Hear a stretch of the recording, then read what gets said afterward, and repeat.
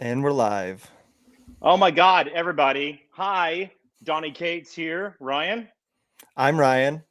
He draws comics and I write them sometimes. And this is the Kids Love Chains official Substack channel. And today, well, you already know what's going on. You followed all the prompts and you saw all the Instagrams and the tweets and everything.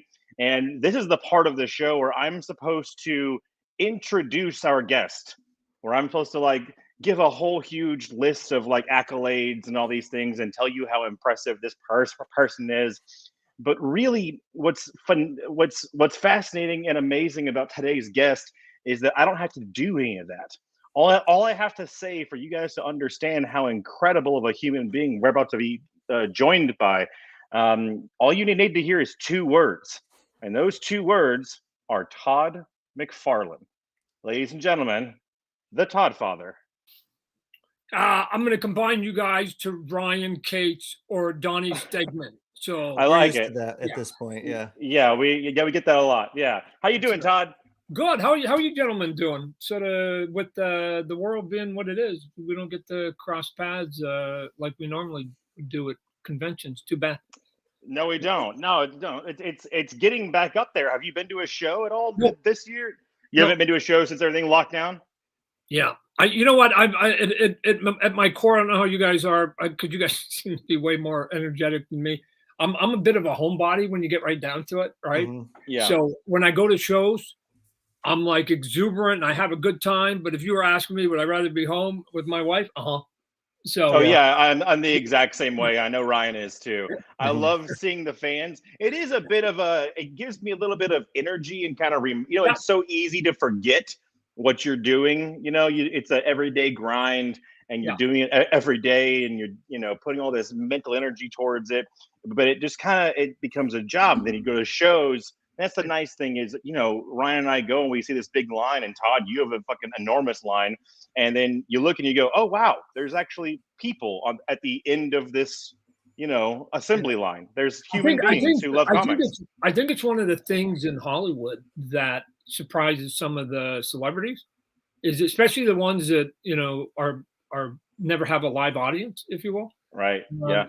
That they know. I mean, intellectually, they all know that there's millions of people watching what they do. But when they actually are in those rooms, or Hall C or Hall H, or in New York, you can see a little bit that they're like, man, this is cool, right? I mean, exactly. They know, even no matter how big they are, they still like, this is pretty cool being in front of 4,000 or 5,000 people and they're all sort of going crazy. So, yep. Let me ask you this, Todd. This is a really good intro for this. I had a question planned, but I'm gonna throw the trash. I want to ask you this. So I heard you recently on Comic Tom's a show, and you were talking about. They asked you about the cover that I drew for Spawn, and they told you that I had told them that it was such an enormous thing for me, and it was such a huge honor, and it was. For me, especially, I don't really have a rear view window. I don't look back at stuff. I don't really keep copies of stuff that I do and everything. But that book that I did for you was such a standout thing in my career that I have it framed. I have everything. And so I wanted to ask you, in your career, are there things still to this day, after so long doing this, are there things that you still feel that energy about, where you feel like, oh my God, I can't believe this is real? Is that still, are you still able to access that? Well, I answer on two levels. From an original art point of view, there are, and Ryan, you're going to know this one, there are some pages you sold that you wish you had back now. Oh yeah. Because you didn't know you needed the extra $200, right? And that you didn't know it was like, man, I maybe I should have kept that that Spiderman #1 cover, or the Venom, the very first Venom cover, but it seemed like trading it for $600 worth of hockey cards made a lot of sense at the time. And now you go, what do I know? But the looking back, it's and I think what I'm going to say is probably true for almost anybody who's had even a little bit to a lot of celebrity. I don't think I don't think we really analyze our lives. I mean, that's what interviews are for, right? You get up, you basically each day is another step in the marathon. Mhm. And at some point, intellectually, yeah, I've run a lot of miles, right? But you're way more concerned about what's in front of you because you haven't got to the finish line yet, right? We're all going to go to our grave with 1,000 ideas that we will never have gotten out of our heads, right? And it's sort of the frustration of all of it. So I mean, are we proud of the work behind us? Yeah, sure. You know, was it enjoyable? Yeah, sure. But I put it probably in the same box as high school, which is had a good time. It was pretty cool, but I don't plan on going back to high school. It doesn't diminish high school. It just means it's in my past. It's not in my future. I would put my time at Marvel in the same box. It was a good time. I had lots of friends there. I enjoyed it, but it's something that's in my personal past, right? So to me, everything that excites me is about like today and tomorrow, right? Because that's new. Right. Well, that's one of the things that I think is so fascinating and inspiring about you, Todd. And I mean, you know, it's no secret how much, you know, both Ryan and I have been influenced by you specifically. I guess. Well, let me ask you this. So the Substack that you're on right now is called Our. What are you holding up? And what are you? I'm just trying to influence you. You always keep that next to your desk. No, actually, some papers fell as I was. I've got it near my desk. And I didn't even know I had that here. It just fell. So anyway. That poster, I had the poster of that on my wall me too. As a kid. When I would lay on my side, it was right there. You know.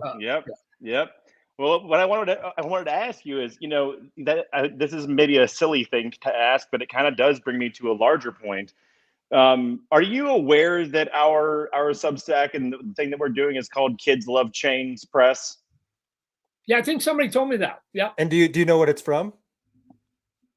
I don't know. I think one time I may have said something to you about Kids Like Chains or something. I don't know. I don't remember, but. This is the best moment of my entire life to tell you this. This is literally my favorite thing of all time. So you did that video a million years ago with it's you and Rob and Stan Lee, and you're creating a character, right? Oh yeah. Was it Comic Book Greats? Is that what it was called? Yeah. People can find that on YouTube. Overkill. That's right. Yep. Yeah. And I think that Rob maybe did layouts and then you did finishes or something like that. We were going back and forth. Right. Yeah.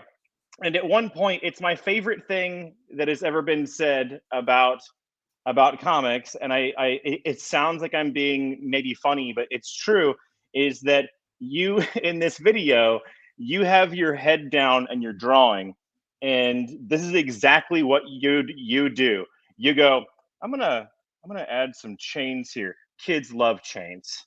And you put your head back down. And you were so sincere about looking into the camera and saying kids love chains. And it is 100% true.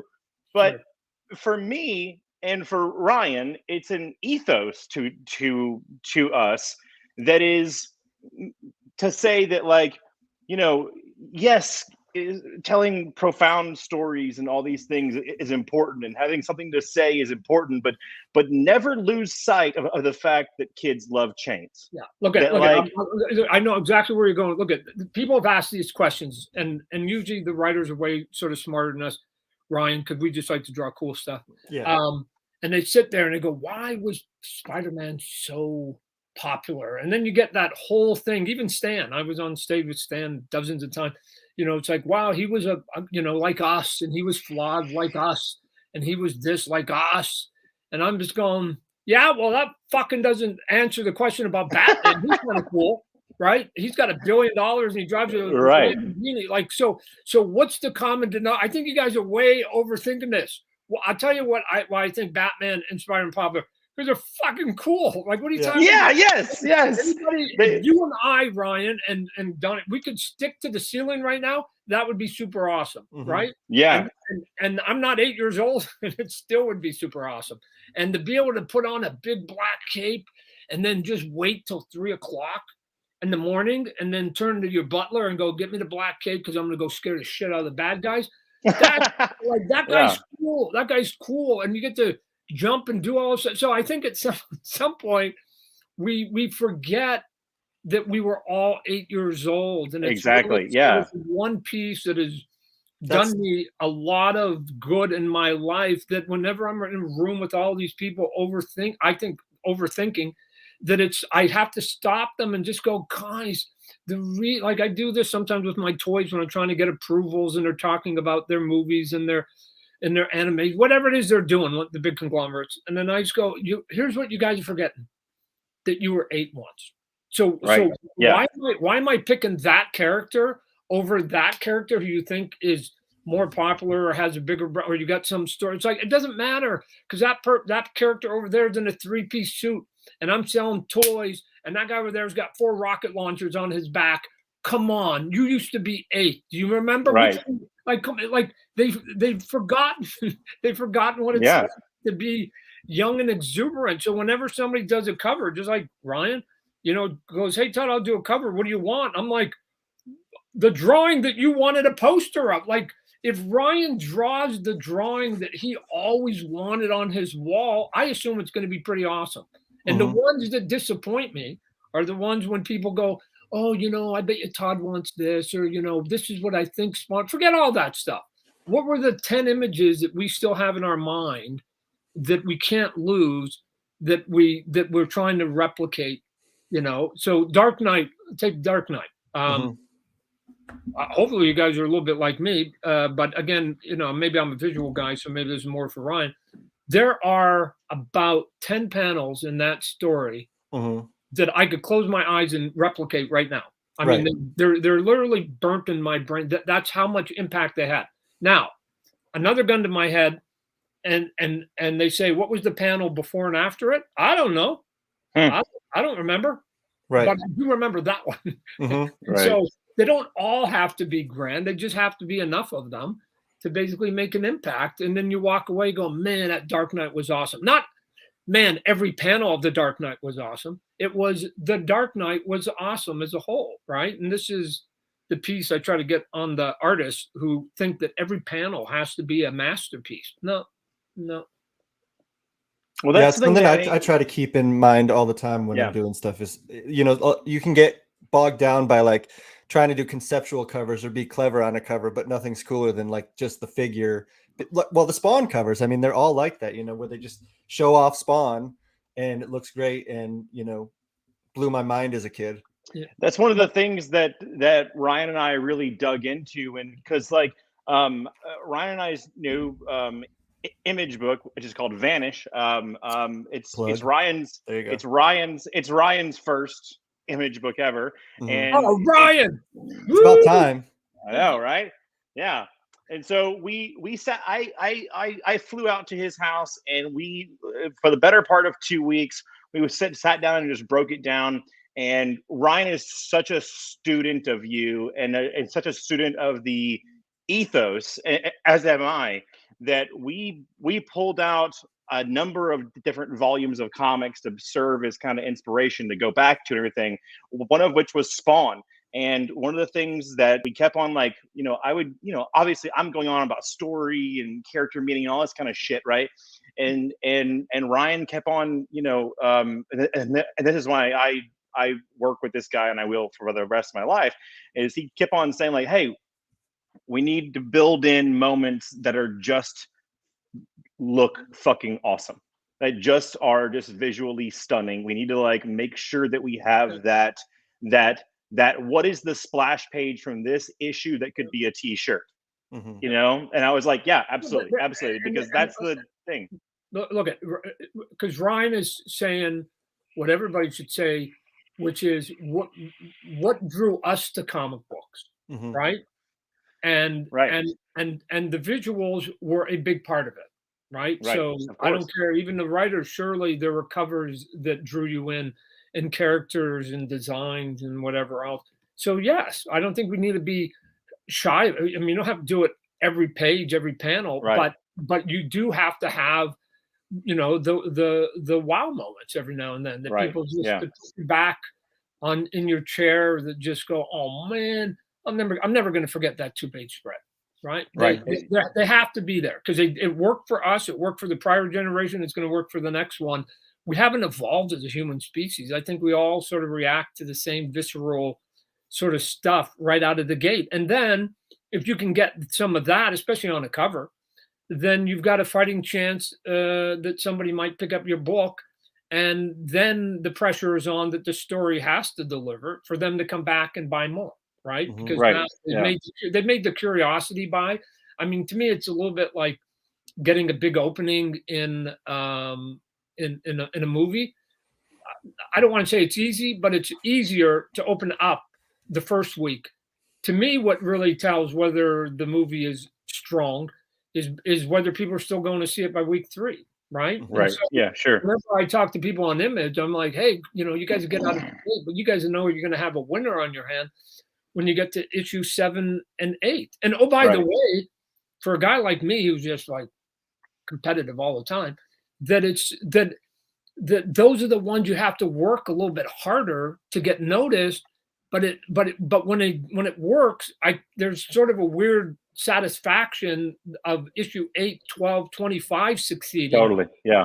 Way more than one, because we've all had issue number 1s that have worked, right? And so have others. But how many people have had issue number 24 work? Right. 17 or 301. Yeah. I mean, I was gonna say. I mean, are you? Yeah, baby. Do you allow yourself to? Because like my wife Megan, who you met, and I actually want people to know this story. I was at the airport with Megan, and I had to fly somewhere else, and she had to fly back home. And it just happened that she was going to be on the same flight with Todd, and Todd and I talked for a second at the airport. We just like bumped into each other, and then she texted me when she landed that Todd waited for her at the gate and then helped her grab her bags and like talk to her about her art and everything like that. And I can't tell you how endearing, and it just speaks to what kind of a guy you really are. That it really meant a lot to me and to her. I needed a couple blacks filled on a couple pages, so I didn't get a chance to get to my punchline, which was really what that was all about. I can butter her up and then say, hey, before you get in the taxi, is there any way you could finish some of these blacks for me here? Oh, well, she would do it in a heartbeat. She misinterpreted all of it. So. You're gonna put the entire Cates household on the payroll one of these days. Is it something, when you look at something like Spawn 300 and then 301 and all that stuff, it kind of goes back to my earlier thing that I was talking about, is that like when I have like record breaking like sales on something that I've at least record breaking in my own portfolio or in comics or whatever it is, I very rarely let myself enjoy that. And Megan is very good about reminding me to be like, hey, don't just that box of comps, don't just put that away. Like, take a second. Do you allow yourself with like Spawn and 300 and stuff to sit with that for a second and absorb it? Unfortunately, not really. Not really, because tomorrow is another day. It's another thing, deadline and another page, and if you're in the grind of getting books out and doing things, and plus I've got the toys and some other stuff I do in other places. I mean, and I've been at it for a while, so I've had some peaks and some valleys.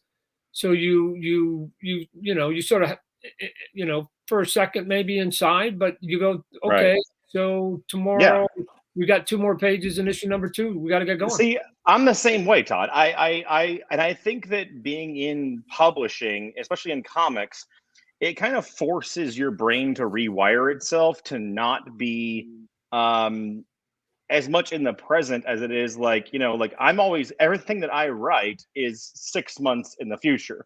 So it forces my brain to be in the future, right? And so like trying to be like present is really tough for me, which brings me to my actual question for you, which is, one of the things I admire about you the most is how much of a work ethic that you have, and you outwork anybody in this industry. And you're the hardest working man in comics, and always have been. But how do you reckon that with the home life, with having a daughter, with having a wife, with like are you able to turn it off and just go and be Todd the father, or like Todd the husband? Yeah. I would say that the balancing of our careers and our home life is arguably the toughest task that any of us have. Yeah. I mean, even outside of comic books, work, family balance. I can't say, and my wife would agree, that I've figured it out that good, especially sort of early on when you're, everything's about like climbing the mountain and I'll show everybody. But at some point you have to, you just have to prioritize, right? And especially as kids come along, then it's sort of readjust it. And whenever here's, and I've said it before, but here's what I found out along the way is when you're young and we have a tendency to do this, the opportunity comes and we say yes to every one of them. Can you do this? Yeah. Can you do it? Yeah. You want to do everything. Why? Because it's fun. It's exciting. It's a great opportunity. You're trying to build your career, you're trying to get noticed. So doing a lot of it makes sense in your head.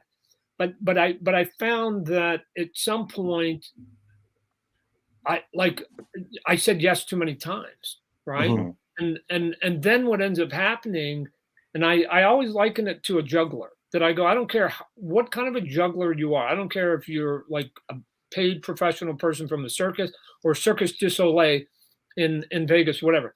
Everybody has a max number. But no matter what your max number of balls is, even if you can juggle 20, once somebody adds one more ball to the equation, you can't juggle the balls, and guess what happens to all the balls? All the balls drop. And what that means to me was I became aware that although I could do it all, it came at a cost of imbalance in my family life, and all the work was suffering a little bit. I knew. I mean, we all know when we're on our A game and we're given the best we can on a piece of paper. And when you're aware that you're not giving your best because you're in a time crunch, it bugs you. It bugs you because you're kind of cheating the public a little bit, right? And they're supporting you, and you should be giving your all. And so I learned along the way that I'm a 5-ball juggler. And if opportunity knocks and it's like, oh my gosh, that's a great thing, I have to put down one of these 5. I have to stop. I have to stop, put in the 5th ball, and then I'm back. And then I can keep the balance, because part of that balancing is sort of the career and the home life. And I don't want that to get out of whack. And so it's sadly a hard-learned lesson that maybe you two gentlemen have also learned. I'm still trying to figure it out, man. I really am. This whole comic book thing for me happened so fast. Right. I'm going to be your dad here for a minute, then, Donnie. Okay. I'll help you if I can help please. A little bit. I'm going to help you.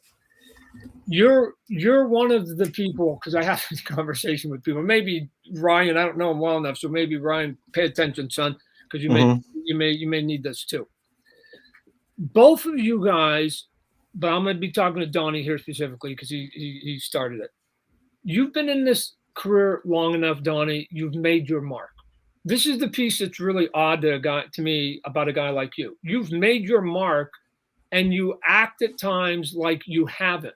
You've made it. And so not all of you made it. You've made it higher up the mountain than most people will ever make. So not only did you make your mark, but you made your mark pretty damn high.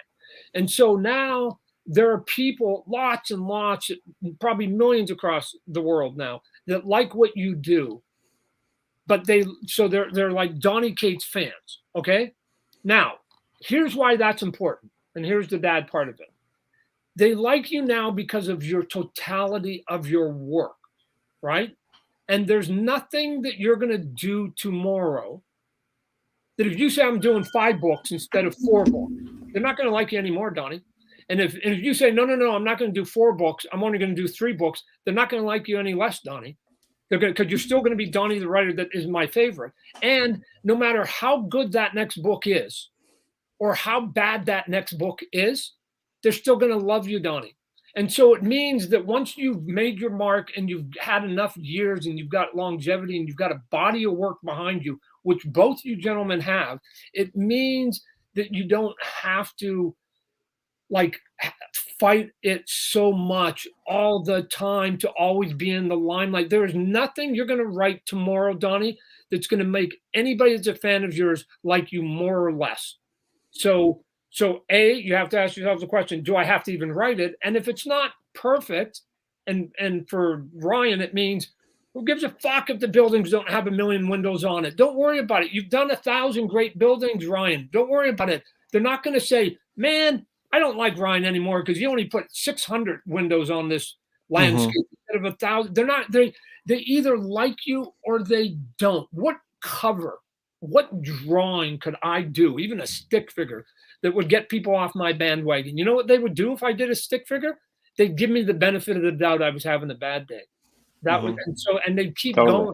And so once you now say, I'm here, I'm established, you don't have to chase as many things all the time, and you can start getting a little picky and a little bit choosy, and then all of a sudden you can bring a little bit of the balance into it. You don't have to be on all 5 of the fastest horses in a race. You only have to be really on one of them at any given time, and you're in pretty good shape. So that is that was awesome. I didn't know that I was gonna get schooled so hard in this, because that's absolutely something that I needed to hear. Have perspective is basically what it comes down to. Yeah, and Ryan tells me that all. Ryan, I mean, Stegman is so good about doing that with me as well, is telling me to like slow down and not freak out so much or whatever it is, you know. Donnie, here's what I'm gonna say, Donnie, is that Ryan and I, look, I tell my wife, everybody in comic books is neurotic, right? Everybody, yes, that's true, myself included. Yeah. The difference, though, between artists and writers, and there is a difference, is that because of the time it takes to draw a book, we can only be neurotic on one book. And so we're limited to our neuroses. Because if I had 5 books, I would be scrambling doing it all too. Writers can do multiple books, so you guys get to scatter that a lot more. And then the problem is, as you know, you got 4 books, you want them all to do well, so you have to promote them all. And you know that you can't sort of give equal time to each one of them, because one might perk a little bit high, and you have to figure out the balance of 4 books. Yeah. Where Ryan and I just have to go, shit, put our head down. This is the one that we want to be cool, because it's the only one that we can do this month. When do you think that? Because like a lot of what you're talking about, it to me speaks to the idea of like imposter syndrome. Like, you know, like for me, it very much is like this all happened so fast that for me, it's just like, well, I'm 1 book away from people figuring out that I don't know what the fuck I'm doing, and that I'm. I still have that. Did you have a moment when you felt like the advice that you're giving me right now of like how did you find that? Like, how did you probably just learn that? Probably just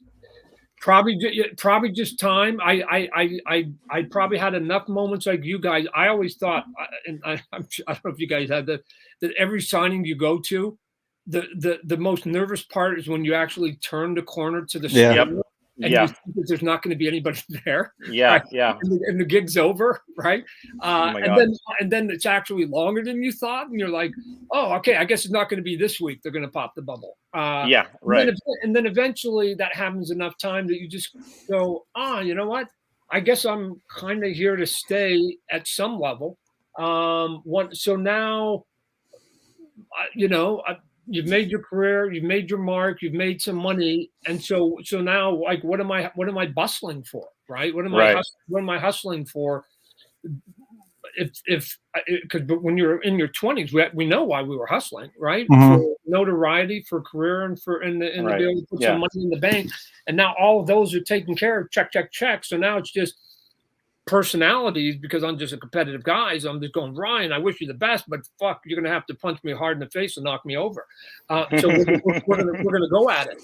But if you got it, cool, I'm not gonna go at it willingly. But I don't know, Donnie. This is the piece that it's, and I see it a little bit in a guy like Scott Snyder too. Just Sure. Just be like, Scott, just like slow down, enjoy the 6 things. No, Scott and I have had so many conversations about that because Scott's career trajectory was as fast as mine. Yes. Like it just like we started and then it was like almost night and day. Just like 90 miles an hour, and it's never stopped. And when I think that when that happens, like especially for me, a kid who grew up pretty poor and didn't really have a whole lot of means or anything like that, like it's a what's the term for it? There's a term. It's a famine thinking. Like, oh, if I'm not doing 9 projects at a certain time, then all this is gonna fall down. But obviously that's not true. Like Todd, can I ask you how old were you when you decided to leave Marvel and do Image? It was 92, right? 91. So I would have been 30. Yeah. That's so crazy. That's wild. So Rob Liefeld, I think, was 12. So yeah. So what are you talking about? We're all young. We're all young kids. Did you ever have? And I'm sure the answer to this is no, but I want to ask it anyway. I remember I'm a big Wizard magazine fan. I fucking love it. I have every issue. I have every single one. And the first issue they ever put out was their big lead headline was an interview with you. And at the end of the interview, they asked you, what are you doing next? And you said, I'm not going to do Spider-Man anymore. If I do anything next, it'll be my own thing. And I was like, wow, what a cool piece of history to because they didn't know what Image was yet, right? But I wanted to ask you, I know that I assume, I guess, that you were all in on Image and jumping off that cliff and building your wings on the way down. But have you ever given any thought whatsoever to the idea of if Image didn't work, what would you be doing? What would that look like? Shit, Donnie, this is easy. Look at this is where it becomes easy. So did I have any fear that it wouldn't work? No, because if you're an entrepreneur, you never fear that you're going to fail. But if it didn't, let's just play that game out. If it didn't, what do we think would have happened? Marvel and DC would have taken me back in a heartbeat. As a matter of fact, Donnie, I haven't done a page for either one of them for 30 years, and they both take me back in a heartbeat. And it's 30 years later, right? So to me, it was just like cutting. I always tell employees, I go, come on, I know you're an employee and you're doing good. You should be an entrepreneur once, and if it doesn't work, you can go back to your working for the man. That opportunity is always there, right? But what if it works, right? So, it also depends on what the definition is of what works, because I was probably the most militant. Maybe I still am the most militant of the group, because like I said, I haven't done one page for Marvel and DC since that fateful meeting in December '91. That I just I'm gonna put this book out called Spawn, and I'm gonna put an Image logo on it, and if everybody else doesn't want to, there's going to be a company called Image, because it's going to have at least one book. It's going to be called Spawn, and I'm going to have it. And so I was just determined that I was going to go to my grave, and it was going to be there. And here's the other thing that I did that is makes life a little bit easy, is that when I was younger, and I was working at Marvel, I drew a line in the sand of saying, man, if I make this much money, I will never, ever, ever ask for anything more. And it was $80,000. If I make $80,000, I was probably making about 60 at that time. I'm going, man, 80,000, that's it. And I drew the line. And here's the difference between me and a lot of other human beings I met. I crossed that line and I never moved it. So I'm not trying to get to now more than the 80, because I'm okay if I have to go back to the 80, because I thought 80 would have been super awesome. Right. So I don't care if I go backwards. What I find with people is they go, man, if I could only make 50,000, they make 50. And then all of a sudden, man, if I could make 80, and they make 80. Right. And what happens is it's always just 4 inches away. The best is always they're always grasping. And for me, I'm like so far past what I set out for myself that instead of worrying about chasing all the time, I'm just going to sit there and it to me, it gives me freedom because I just go, I'm good. And what's happened, even if they kick me back half, I'm still past the 80 mark. I'm good and good. And oh, by the way, even if they kick me off the team, I've had a 30-year run. I'm good. And this is sort of what years give you. You just go, it's been a good run. You know, let the young kids play now and have a good time of it. But at some point, I just stopped worrying about whether this was going to be a career move and then said, am I enjoying what I'm doing? Right? Because I was doing so many things and so many pages and working so many hours that I wasn't able to enjoy any of the fruits of that labor. Whether that was just peaceful time with me, being able to spend some of the money on my family and go on vacation or whatever else. And I just went, nah, not worth it. It's not worth it. So, look I'll give you a story that when I first started the toy company we used to get people come out from Wall Street, and they used to come out to my house and they'd go, hey, Todd, you got to go public.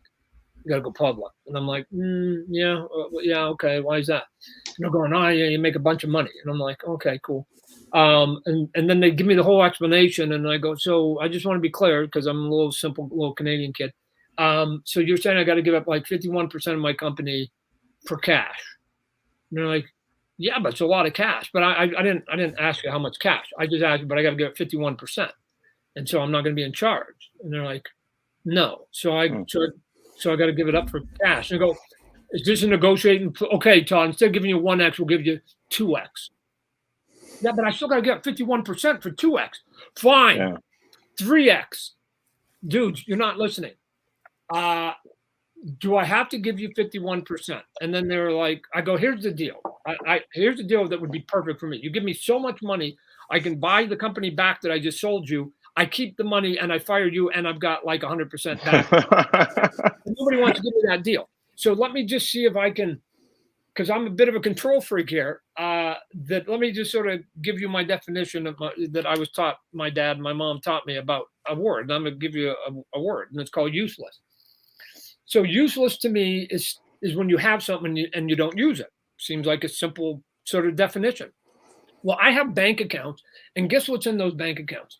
Money. Now, why is there money there? Because I'm not using it, which basically means all the money I got in the bank right now is essentially useless to me because I'm not using it. Now, people who work on Wall Street, I remember the look. They looked at each other like, oh my God, did he just call money useless? Did he just call money useless? Like, fuck, he's an alien. And so after that, they went back. Then Wall Street stopped coming to my door because I think they passed the memo around. Years later, I remember I was at a meeting with a bunch of business people, and I said, hey, I'm Todd. And they go, what did you say your name was? I said, Todd McFarlane. Go, I've heard stories about you, right? That was it. He didn't even know what I did for a living. He just heard, you're the guy that thinks money is useless, right? But because there's so many people that's their only game that they have. And so whenever people ask me to do something other than we can make money, okay, that's a given. Why are we doing this? Why are we doing this? Right. Other than we can make cash. And if it's just, well, because it's easy and it's fast and we can make a buck, like it's not good. It's not good enough for me. Right. I mean, Joe Quesada sometimes would phone me up, say, Todd, we should do this to help the industry and whatever. And I'm like, well, what's the idea? What's the idea? Doing a one-shot crossover? How's that sustain and help the industry for the next 4 years? Right. Right. Well, it'll help for 1 month and it'll maybe put some money in your pocket and mine. But then what about the next month? Right. I mean, I don't know. You got an idea that lasts longer than 30 days? I don't know. This is the piece where once you're not driven, once you get to the point, and I can't say I was like that the whole time, but once you get to the point where you don't care about the money and the prestige and the career anymore, you can be fearless, which is what I am. Like, what can they take from me? What can any human being take from me? All they can take from me is cash, market shares. You're not going to work in this industry. We're like, I mean, all the stuff that is like, they don't even understand how unimportant that is in life. So it's like, guys, whatever. All I'm saying is, here's what I want to do. Here's the deal. The answer is yes or no. I don't give a shit about all the other gyrations that you have today. Is it yes or is it no? And if it's yes, I don't care how you got to yes. And if it's no, I don't care how you got to no. I don't want to hear about the past. I don't want to hear about past precedents. I don't want to hear about that. I just want to know, I got this. Here's the idea. Do you want to do it? I'm a big boy. I've heard the word no 1,000 times. Don't worry about it if it's no. But if it's either no or yes, I don't give a fuck how you got to it. I don't give a fuck. You save that talk for somebody else. So if you've done the Hollywood stuff, they always do the callback. Todd, what do you think of the meeting? What do you think of the meeting? Guys, I've told you before, I'm Canadian. I like everybody.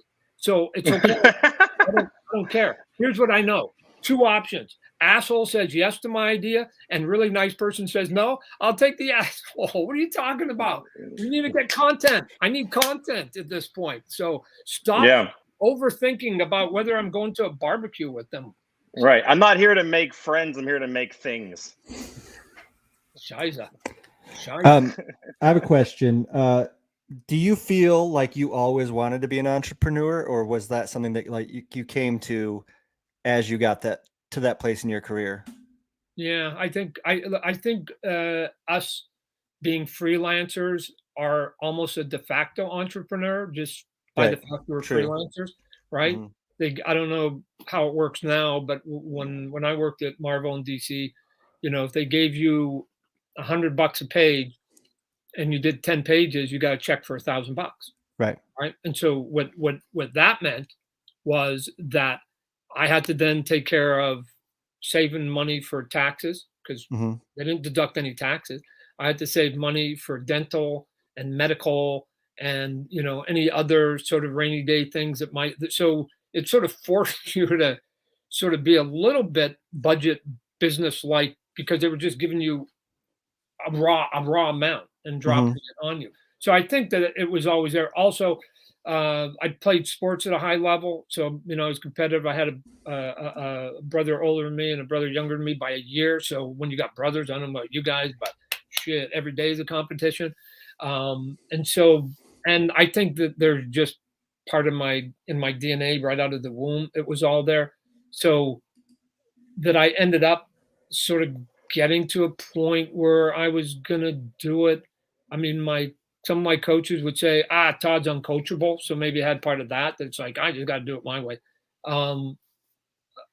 But being a businessman, no, I have said 1,000 times, and I'm going to go to my grave, and some people don't want to hear it.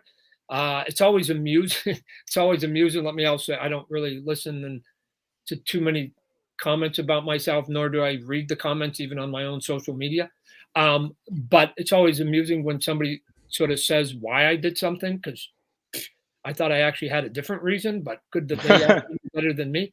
The reason for being a businessman is you got 2 choices. If you're going to try and get your art out there and make it stick, you either have to ask for other people to help you, or you got to do it yourself. Those are the only 2 choices. What you don't get to do is get other people to help you, not want to do it yourself and then bitch about it. Don't like that person. I just don't have time for that person. So either trust some people or do it yourself. Those are the only 2. And I was the guy that said, well, I'm just going to do it myself. So I had to learn it. I keep telling people I'm bilingual. I am bilingual. I'm an artist who learned business, and that's my second language. Right. So I'm fluent in the art. And the business part of it, and this is the piece that people don't want to seem to get. And you guys know this, you have to have a certain level of success to keep the art going. And so I'm not trying to make my company successful or my things work because I want the prestige and the money, whatever. I want it because I can now leverage that to go into the next conversation with somebody that I'm asking them to do me a favor. And I've got something to back it up, and it's called success. Right. Everybody's risk adverse, especially if they're giving you money. They're risk adverse, and they want to sort of keep it down. So they go, you know what? He's done this, and this, and it all works out. You know what?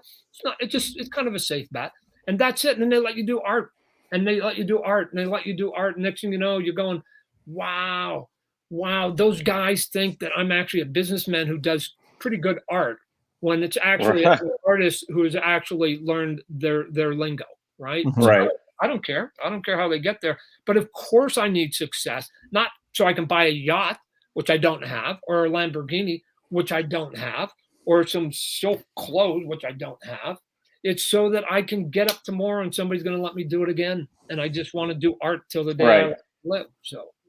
Oh, that's awesome. That's I think the one thing that I legitimately do kind of stop sometimes and remind myself of like how cool this industry is and my place in it is that like I'm the same way as you, man. Cash is not my god. I don't care. Like, it's not something that I chase. It's not anything that I care about, but it is this idea of being somebody that people can trust and that they can take chances on, and that people will allow me to chase whatever sort of insane thing I have in my head, because they go, well, it sounds fucking insane, but it's Donnie. He can do it. You know, like that kind of stuff, you know. I mean, especially from like, you know, like yourself or like Eric Stevenson when it comes to image, right? Like, I've gotten to a place that I'm very I'm like, I don't know, profoundly proud of, that like I can just text Eric and say, hey, me and Stegman are going to do this wild thing, you know, and we really like to do it with you guys. And he just texts back and goes, okay, because he trusts me. He trusts me. No, because you guys have made your mark. Because you guys have made your mark. You're going to go back to the same. Right. Made your mark. You guys, like, that's it. So enjoy it instead of chasing it, right? And so so the book you're doing, although everybody wants it to be a huge success, even if it's just a little bit less, it's okay. If you guys are having a good time, it's okay. It's okay, you know, because it's just going to add to all of what you guys do.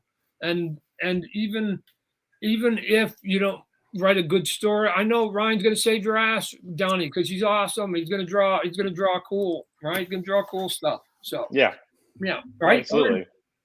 Okay, let me just say, I am completely biased on the art side. I've said forever, comic books are minimum 51%. Right? I'm going to my grave. I'm holding to that 51%. I agree with that. I agree with that for sure. And here's why, because I've seen many people go, man, look at that cover. Oh my God, I'm going to go buy it. So you got the sale based on it. Or they pick it up and they flip through it and they go, oh my God, oh my God, oh my God. Right. And they go, and then they buy it. I rarely had anybody sit there and go, love that cover. My favorite character. Great 2-page spread in there.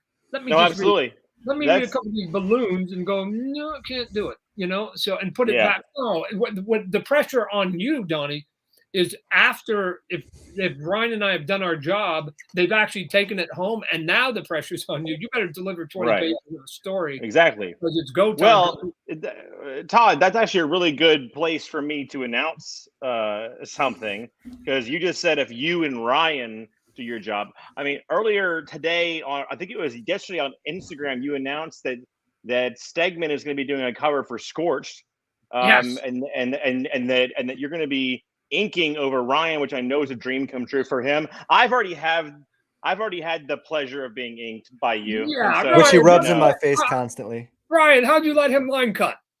I don't know. I was No, I got but I'm happy to announce right here in front of everybody in a way that Todd can't back out of it whatsoever, that Todd's going to be doing an exclusive cover for our book, Vanish.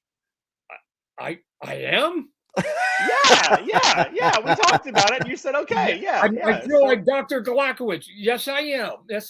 So hey, there we go. Okay, hold on. So we'll make a deal then. We're gonna horse trade here on your Substack then. Let's do it.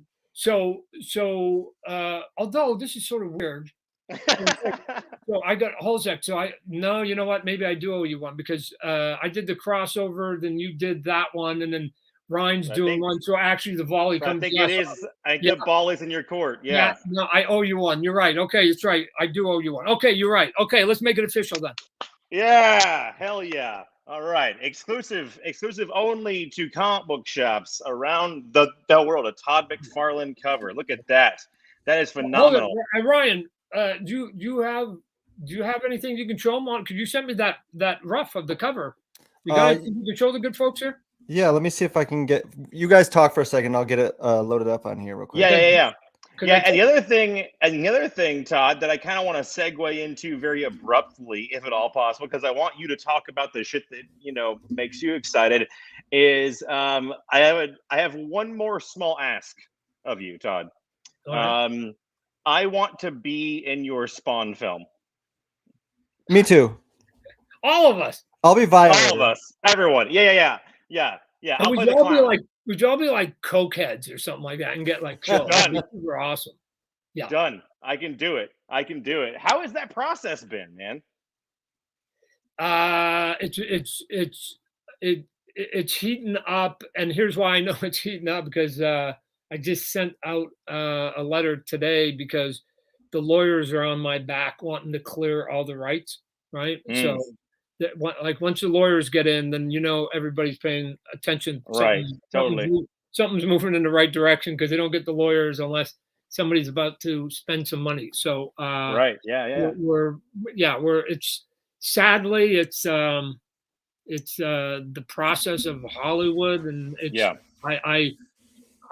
I define Hollywood as being a place that you can work in it for 40 years. 40 years. Right. You can do three projects, and when you die, they call you prolific. It's a great site. So everybody here on the screen, we're used to turning stuff out 30 days, right? Yeah. It is just an odd place that I just got. When you get around to saying yes, give me a call. But in the meantime, I got a day job. Right.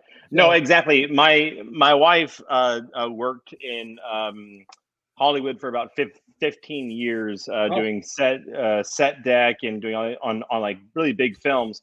And she said the best thing I've ever heard, which is most of Hollywood is arsonists disguised as firefighters.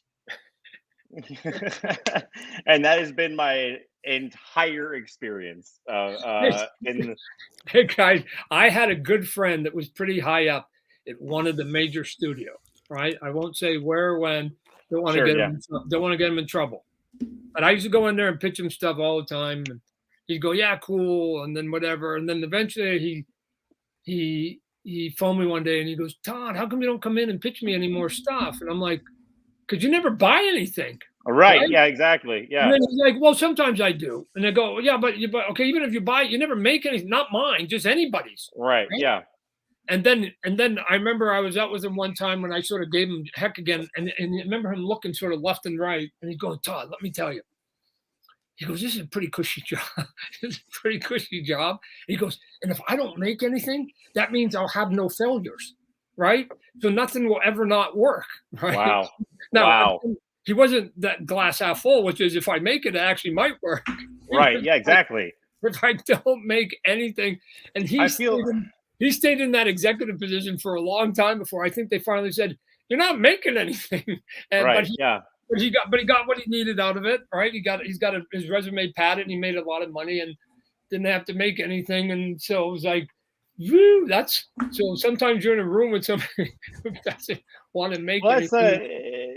That's the thing about comics versus like the Hollywood kind of structure that has always bothered me so much, is that there's been so many, I can't tell you how many, and I'm sure yours is a billion times more than mine, but like meetings that are just for the sake of someone saying that they had a meeting, and just like, why are we sitting here talking instead of making a thing? Because in the culture that we all come from, if you want to make something, you just go and make it. You just go and get to work, And it's always just been it's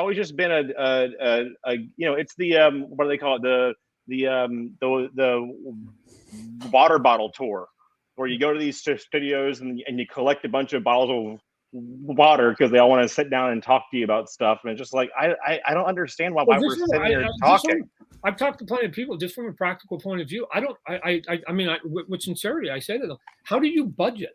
Like, how do you budget your life if you're like a mid-level actor or mid-level writer or mid-level director? Right. Yeah. Because you never know whether you're going to get a call or not So in January, you're young, you got a family, you got 2 kids. How do you know what lifestyle to live? Because you don't totally know, like it's sort of feast or famine. I just well, not only that, the thing that kills me about the idea of working in Hollywood as a writer, be it like TV or for the big screen or anything like that, is like when I invest myself in something, and Todd, I'm sure you're the exact same way. It is all of me. Like, I am all in, and you're getting the best of me on the page, and then what just kind of like stupefies me and just like, drives me insane to even think about is doing all that work and then it just never coming out and just no one ever seeing it. I couldn't do it. So I'm gonna see if I can be a little bit fair to them, right, and be a little bit gracious. My guess is, Donnie, Ryan, that if it cost $55 million to put out every one of our comic books, we probably would analyze it a little bit more. Yeah, that's true. Well, there's that. Yeah. Somebody's got a lot of money on the line, and so they're trying to figure out how to recoup that money. We're just sort of saying, let's put out a comic book. If it doesn't work, we'll do better next month, right? Right. Yeah. And so going back to the body of the work, which is again where I get all these artists that again think every panel's got to be a masterpiece. That I just go, look at guys, I got 320 issues of Spawn. Do you think all of those are good? Of course they're not. What are you talking about, right? No.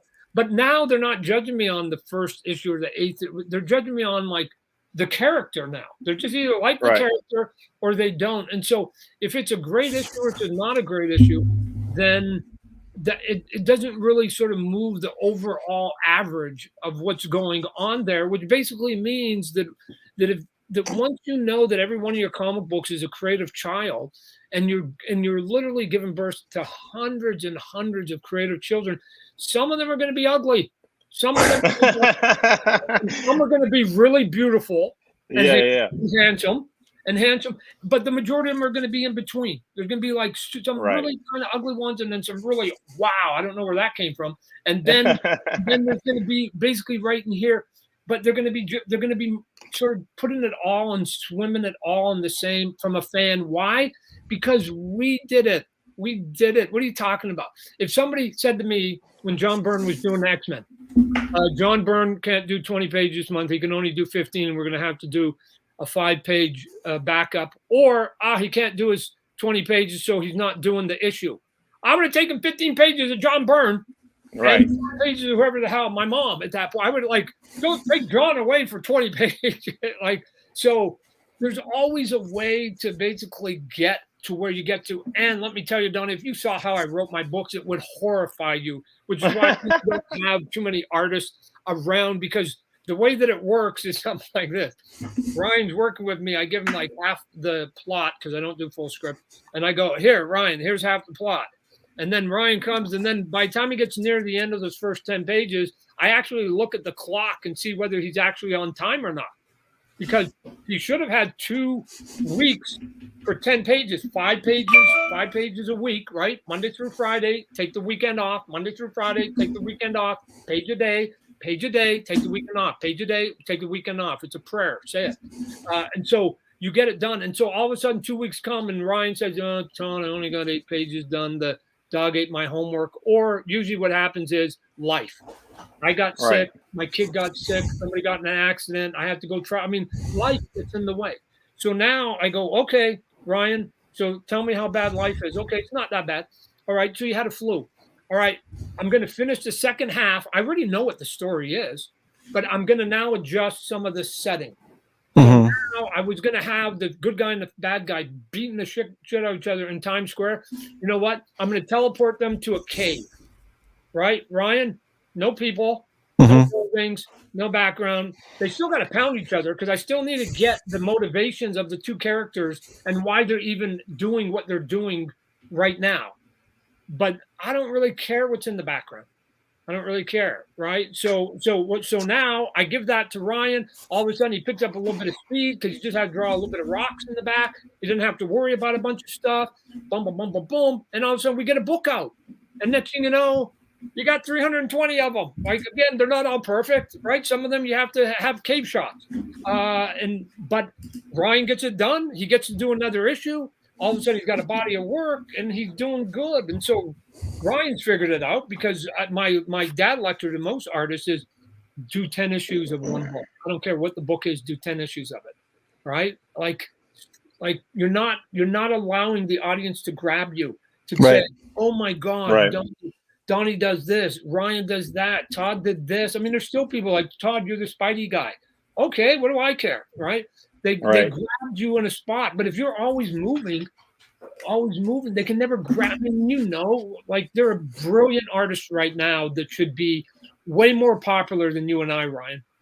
Mm-hmm. You and I can name probably close to 50 to 100 right now. Yeah, but you know what though? Fuck them. So no, they're great. They're great. They just don't. I know. They don't. A little bit of the hustle. Yeah. Well, some of those guys' skill with my hustle, it would have been crazy. It would have been off the charts.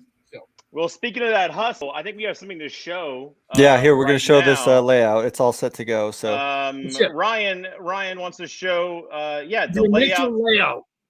For this Scorch. is for the Scorch. This is a team book. So looks like he's got Spawn in the front, and then off on the right side there's a badass gunslinger with his 2 pistols and his rifle, and then the de facto team leader, you got Spawn, and she's a kick-ass too. And then I had to put Spawn up in front, you know that. Yeah. So, and then there's some buildings back there, but we'll see. We'll see about that one, because you get to ink it, so you can choose to eliminate. We got a big logo back there, right? So But anyways, cool. All right. Dude, you tighten that up a little bit. And I'll I know. I can't wait to do that. I've seen Capullo's pencils that he used to send you, and they were pretty loose. So no, I look at Silvestri just sent me one today. Oh my gosh, you can't show that, right? Oh God, I'd love to see that. Yeah, so you can show it to us. Yeah, just maybe not on the thing. Hey, I go. You can be rough, right? So I'll show you. My cover, it doesn't get much more rough than that. Oh shit! Oh my gosh! So that's rough. Spawn, right? But again, it's it's scratchy, right?